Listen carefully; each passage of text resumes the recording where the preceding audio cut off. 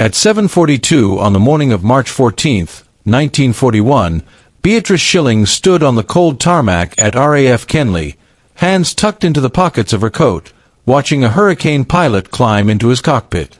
The wind carried the sharp smell of fuel and oil, mixed with the distant sound of engines warming across the airfield. This might be his last mission. She knew that. He knew it too, even if neither of them said it out loud. Shilling was 32 years old. She had spent 6 years at the Royal Aircraft Establishment, buried in engines, test benches, and technical reports. And despite all that work, she had found zero official solutions to the problem that was killing RAF pilots in the air. That week alone, the Luftwaffe had sent 43 Messerschmitt Bf 109s across the Channel.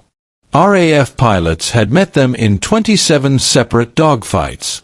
14 Hurricanes had been lost. 9 Spitfires gone with them. And the reports all told the same story. A British pilot spots a German fighter. He pushes into a dive to attack. The engine cuts out. The German aircraft escapes, or worse, circles back and riddles the helpless Hurricane with bullets while the pilot fights desperately to restart his Rolls-Royce Merlin. Shilling had read every combat report. She had gone through the maintenance logs line by line. She had interviewed pilots who survived those failures. The cause was always the same. The carburetor flooded during negative G maneuvers. It was simple physics with brutal consequences. When a Spitfire or Hurricane pushed into a sudden dive, fuel surged upward inside the float chamber. The jet starved. The engine died for 1.5 seconds. And 1.5 seconds was more than enough time for a Messerschmitt to close 300 yards and open fire. The Germans didn't have this problem. Their Daimler-Benz engines used direct fuel injection. No float chamber. No flooding. Bf 109 pilots could dive, climb, roll, even fly inverted without losing power for a single heartbeat. It gave them a decisive advantage in combat. British pilots knew it. German pilots exploited it. Squadron commanders reported it again and again. And the RAF was bleeding experienced airmen faster than training schools could replace them. Shilling had been working on the problem for 11 months. Rolls-Royce engineers were designing a pressure carburetor, a proper solution that would completely redesign fuel delivery. But it wouldn't be ready until 1943, maybe 1944. The war wouldn't wait. The pilots couldn't wait. Every morning, young men climbed into Spitfires and Hurricanes knowing their own engines might kill them before the Germans did. Squadron leader Davies walked past Shilling toward his aircraft. 24 years old. 41 combat missions. 3 confirmed kills.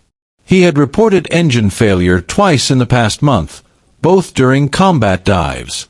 Both times he survived on luck and thousands of hours of training. He nodded at Shilling. She nodded back. He had no idea she was the carburetor specialist from Farnborough. He probably thought she was a secretary. What Davies didn't know was that Shilling had brought something with her to Kenley that morning. In the leather satchel slung over her shoulder was a small brass component. Precisely machined. Almost laughably simple. Her team had tested it on a bench engine for 6 weeks, and it worked. But bench tests weren't combat. Combat was 300 miles an hour. Combat was negative G forces strong enough to lift a pilot against his harness. Combat was life or death in 1.5 seconds. Shilling walked to her Norton motorcycle. In her satchel was the brass restrictor and a plan that would either save the Royal Air Force or end her career at Farnborough. By noon, she would know which. The carburetor problem had started months earlier, in July 1940, when the RAF switched to 100-octane fuel. Higher octane meant more boost. More boost meant 1,300 horsepower instead of 1,100. The The Spitfire Mark II could now hit 370 miles per hour in level flight, fast enough to catch the Messerschmitts. But the Skinner's Union carburetor couldn't cope with the negative G forces of high-speed combat. Shilling understood carburetors better than anyone at Farnborough. She had joined the Royal Aircraft Establishment in November 1939, just 1 month after war was declared. She was one of only 2 women in the engine department. The other was a secretary. Shilling was the principal technical officer in charge of carburetor research. Many of the men she worked with had never met a female engineer. Some didn't believe women belonged in engineering at all. Shilling didn't care what they believed. She cared about keeping pilots alive. She had grown up taking engines apart.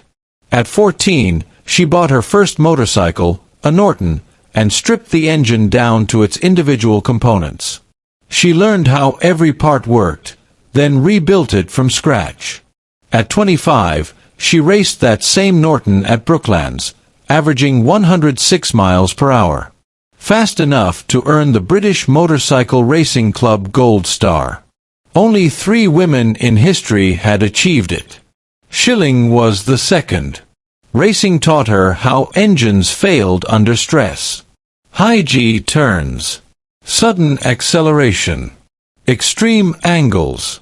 She learned to feel what an engine needed before the gauges told her. That intuition made her the best carburetor specialist in Britain. And now British pilots were dying because their carburetors couldn't handle combat stress. The solution came to her in January.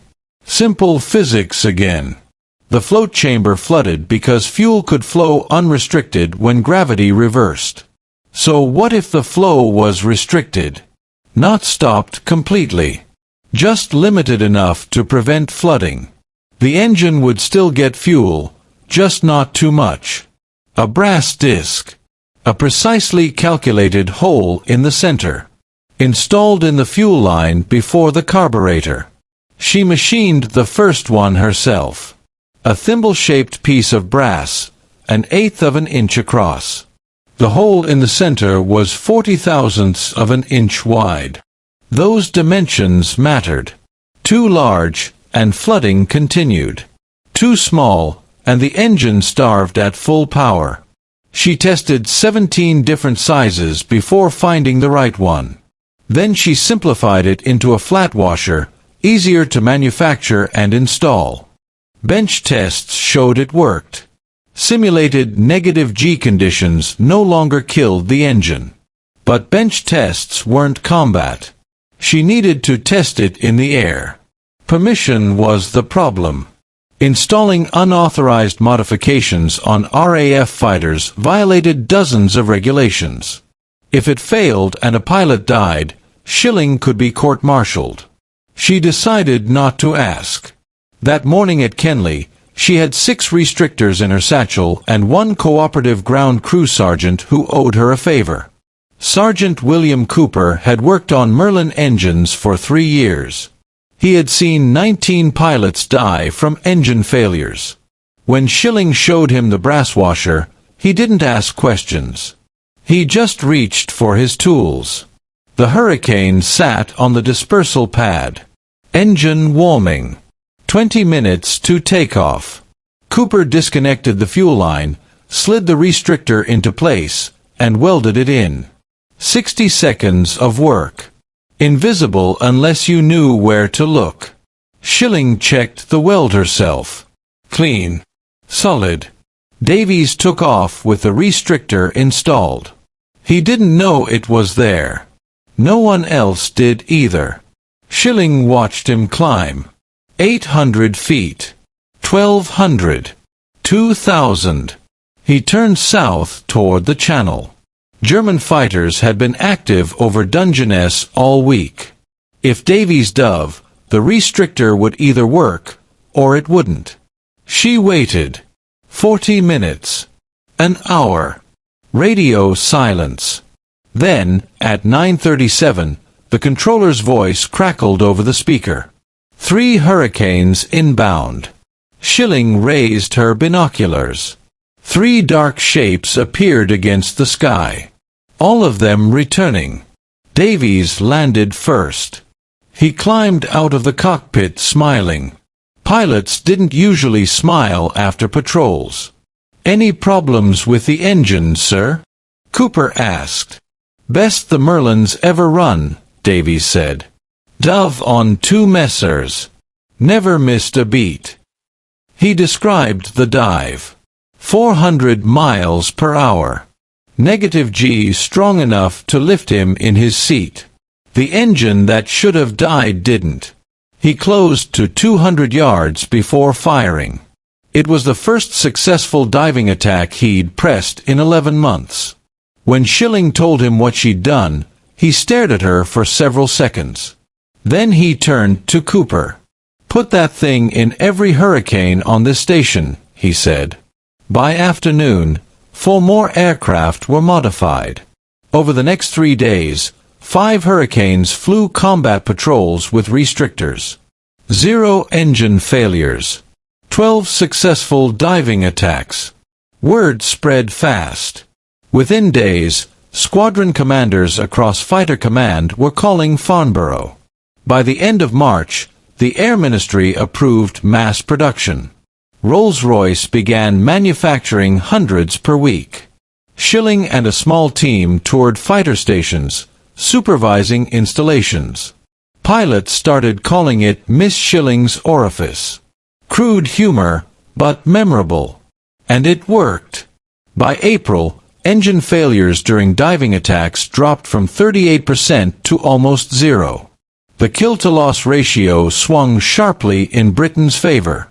German pilots noticed. Their advantage was gone. Miss Shilling's Orifice stayed in service until pressure carburetors finally arrived in 1943. Many aircraft flew with it until the end of the war. Shilling moved on to other problems. Cold weather starting systems. High-altitude performance. Fuel mixture optimization. Each solution saved lives. But none matched the legacy of that tiny brass washer. After the war, she stayed at Farnborough for decades. She never chased titles. She preferred real engineering. Real solutions. She retired in 1969. She spent her later years restoring motorcycles, including the Norton that had taught her everything about engines under stress. She died in 1990 at 81. Today, small brass washers sit in museum cases around the world. Not impressive at first glance. But they remind us that sometimes, the simplest ideas change the course of history.